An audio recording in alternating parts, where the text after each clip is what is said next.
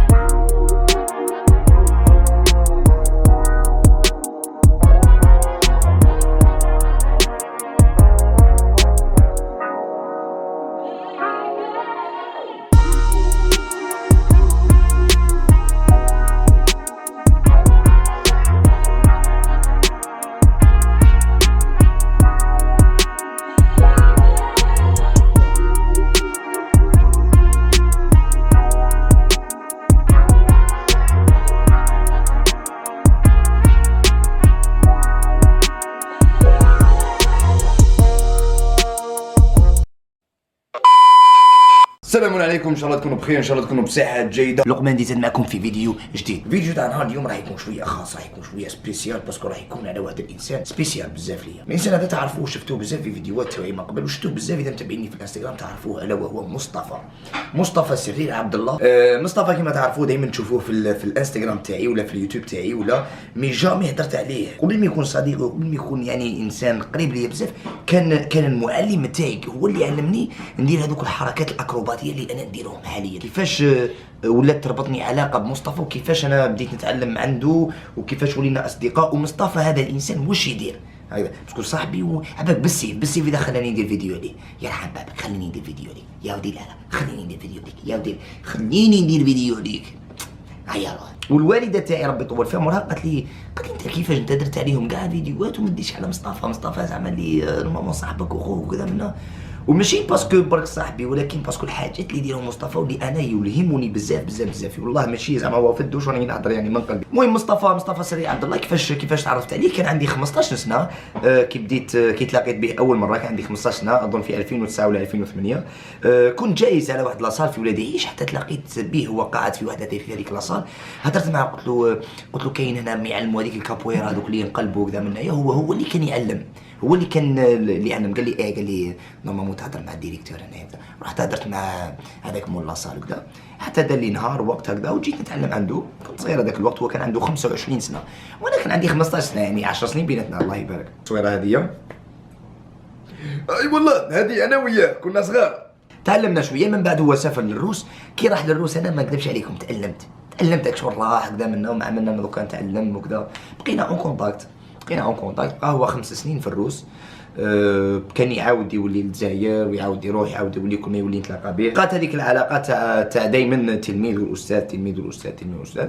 بعدين انا جيت لامريكا، جيت لهنا لامريكا في 2016. هو كان في الجزائر هذاك الوقت. بدينا نقصروا كذا منا. قال يعني قال لي بعثت من الروس راني في الامريكان. قال لي بعثت من الروس، قال لي راني في الجزائر وعندي فيزا تاع امريكان راني حاب نجي وكذا. قلت له روح مرحبا بك كذا. ولا لا مصطفى كاينه ولا ما كاينش؟ راني عاجبك نكمل؟ ربي يحفظك. دوك يجي مصطفى انا نكمل برك ندير مقدمه طويله. جا الامريكان، كي جا الامريكان استقبلناه في الامريكان بالاحضان والقبولات. او يضحك. من موراها يعني دوكا حوالي 5 سنوات حنا كيف زدنا قربنا لبعضنا، زدنا عرفنا بعضنا اكثر وزدنا عشنا مع بعضنا مده 3 سنوات او 4 سنوات. ودوك يجي مصطفى ونحكي لكم نعرفكم بمصطفى ونعرفكم بواش يدير مصطفى وما هي القدوات الربانيه اللي ربي عطاها له. يعني سبحان الله. خليني نزيد، خليني نهدر تفتحش تهدر، خليني نهدر باش تحبس فيا.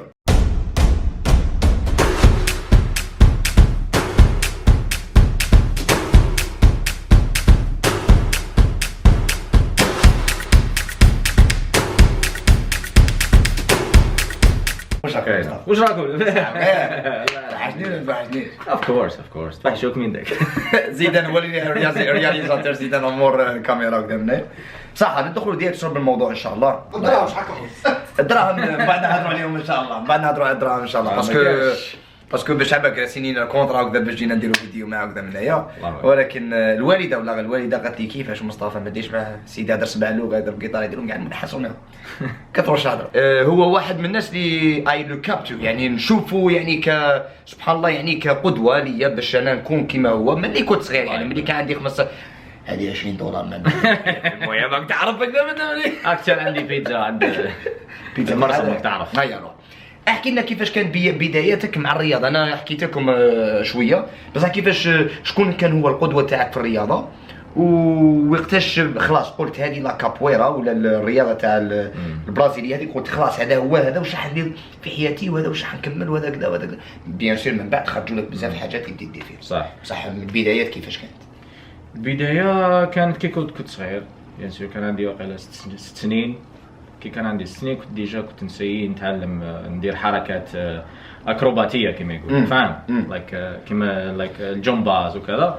المهم الشخص اللي انا كنت نتبعه بطبيعه الحال يكون واحد اخوك ولا صديقك ولا واحد قريب ليك ولا واحد شفته في الحومه يدير حاجه تحب دير كيما هو. شكون كان؟ انا في الرياضه كان خويا هشام. تحيه لخونا هشام. خونا بلال سيدي علي خالتي كاع اون جينيرال. اسمه هو كان الشخص اللي كنت انا نسيي ندير واش كان يدير هو.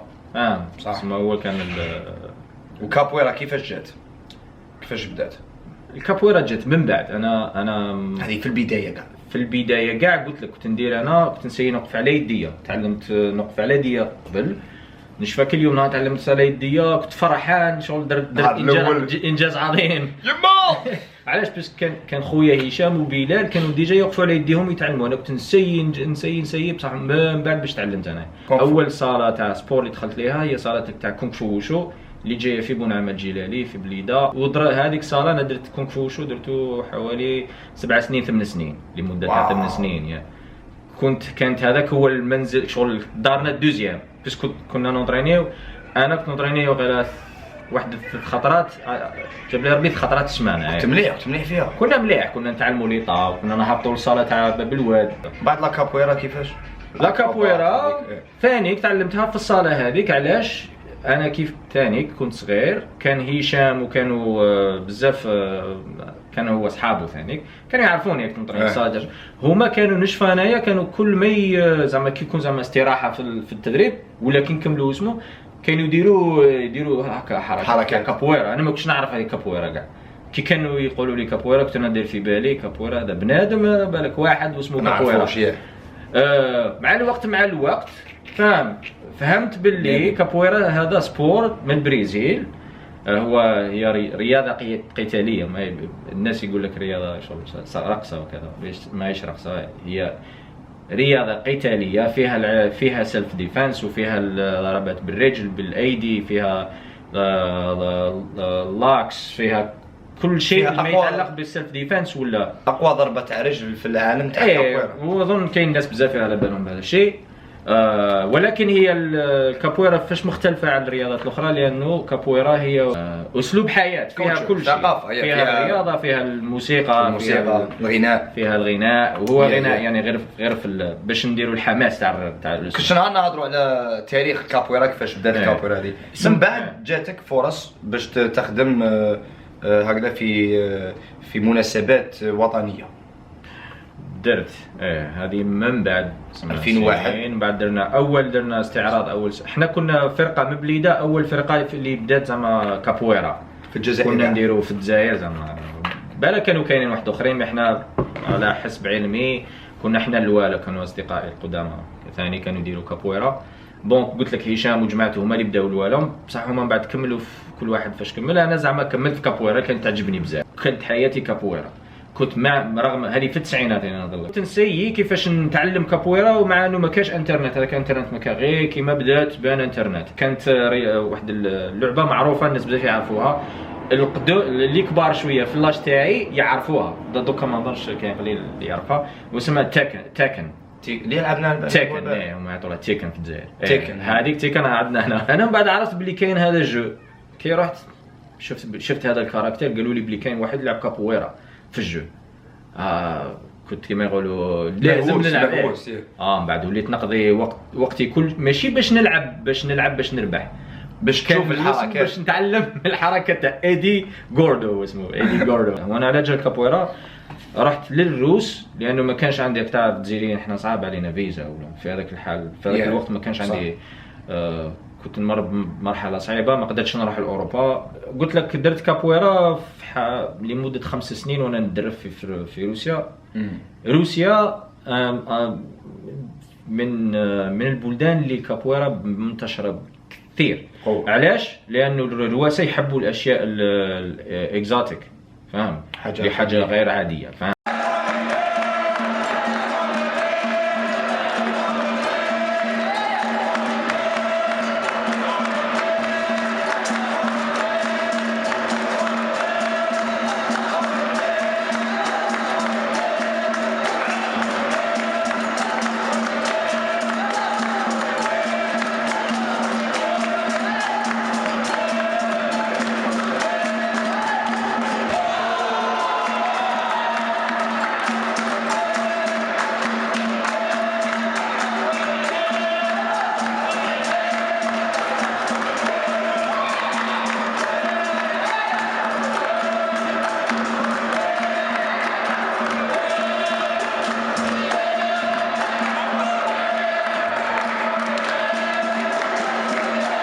قبل الروس كانت كاين السيرك. قبل ما نروح للروس رحت للسيرك. كاين السيرك والسيرك انا دخلته في 2006. مور اللي جيت من فرنسا، من بعد شهور بعدها حصل لي شرف باش نتلاقى مع واحد صديقي، قال لي باللي هو كان ديجا يدرب فما، واسمه عصام الباتنا، الحمد لله ما ننساش انا الاشخاص.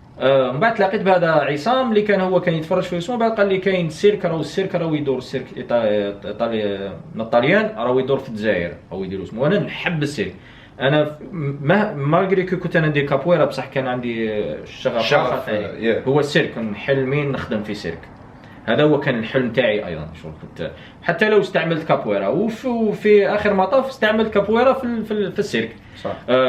هذه كان واش كنت نشتغل. رحت درت، قال لي تقدر تجي اسمه نهضر مع الباص، هو ايطالياني. رحت درنا قعدنا كيف حكى، قال لي فوالا تقدر دير هذه حنا السيرك تاعنا هكذا واش تقدر دير.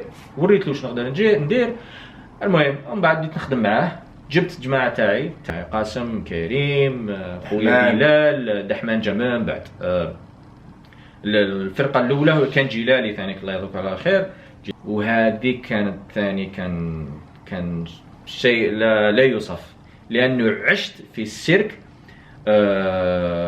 كيش يقولوا تراديسيونيل، متنقل، تقليدي. كل واحد منين جاي، كانوا من كولومبيا، من مكسيكو، من ايطاليا، من فرنسا، كانوا كاينين من لاشين، من الهند، خاصه الهنوده لانهم كانوا يشتغلوا ويحرثوا.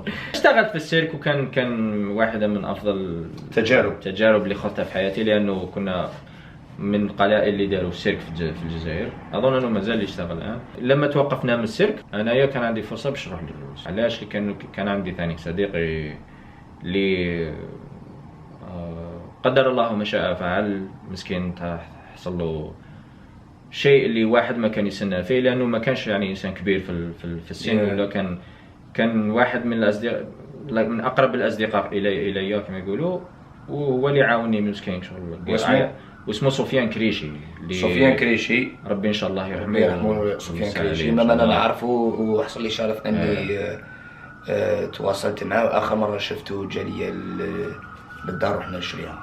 صح. سفيان كان انسان ما شاء الله من كل شيء، كان انسان متدين، انسان رياضي بمعنى الكلمه، كان محفز. ثاني هو كان هو معلمي ثاني في روسيا، لانه انا عشت معاه لمده عام ونص في منزل تاعو. واو. والله مسكين هو عرضني، قعدت عنده في الدار عام ونص نتعلم منه. تعلمت اشياء كثيره بزاف صوالح، خاصه كابويرا. انا كنت في الجزائر كنت كابويرا، كنت كهاوي، ماشي نقول لك في الروس كنت محترف، ولكن عرفت كما يقولوا خوارزميات الكابويرا. والحمد لله وليت نشتغل بها، علمت بها، وكونا مدرسه في الجزائر اللي دوكا قلت لك كابويرا اللي معروفه. كنا نديروا النشاطات، كنا نديروا الماتر باش واش يقولوا الحزام باش نبدلوا الباساج دو غراد. كنا نجيبوا الماتر تاعنا. سفيان كان من الاوائل ثاني اللي كان معايا، عاون بزاف فيما يخص كابويرا والرياضه في الجزائر، لانه في اخر المطاف كابويرا تبقى هي رياضه وآلة اداه باش تبعد الناس خاصه الشباب من باش يديروا حاجه ماشي مليحه. هذا كان واحد من الاشياء اللي حنايا كنا نسيو نديروها، والحمد لله. ربي ان شاء الله ربي يرحمه ان شاء الله، ربي يرحمه ان شاء الله. هذا المنبر دولو بالرحمه.